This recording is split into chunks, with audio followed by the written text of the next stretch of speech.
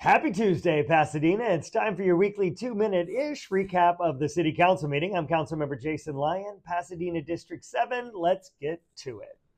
Last night was a special meeting with only a short council agenda and then our annual joint meeting with the Pasadena Unified School Board. The regular agenda was routine and non-controversial with the second reading of an ordinance and the continuation of a public hearing on our annual fee schedule. One item we decided not to take up last night was a request from the city manager to authorize the signing of an agreement with the federal government, which purported to impose new conditions on one of our existing federal grants for permanent supportive housing.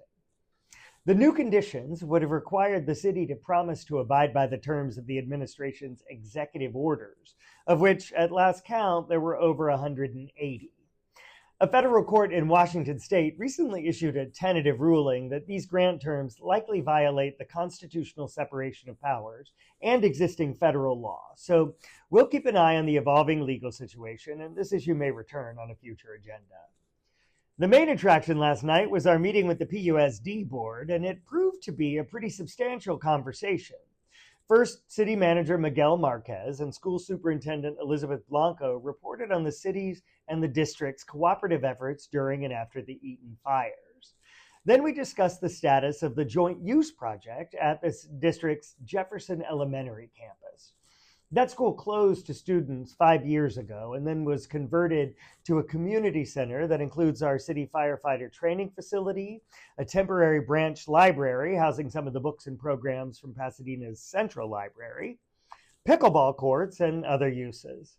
Since the Eaton fire, the school is also home to students again, with several transitional kindergarten classes housed there.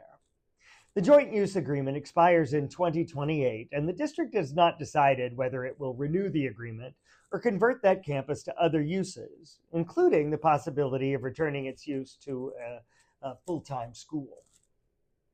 Last on the agenda, and by far the most spirited discussion of the night, was the district's plan to construct 110 units of affordable workforce housing for its faculty and staff at the site of the former Roosevelt Elementary campus at Walnut and Orange Grove.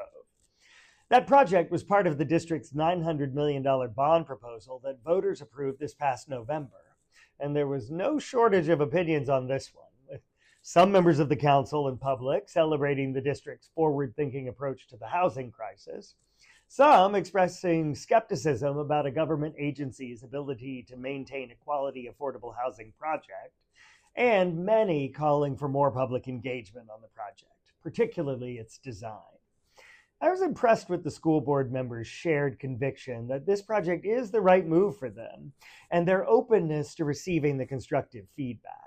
Several of the PUSD board members committed to undertaking a more robust public conversation on the project, and they expect to announce dates of public meetings very soon.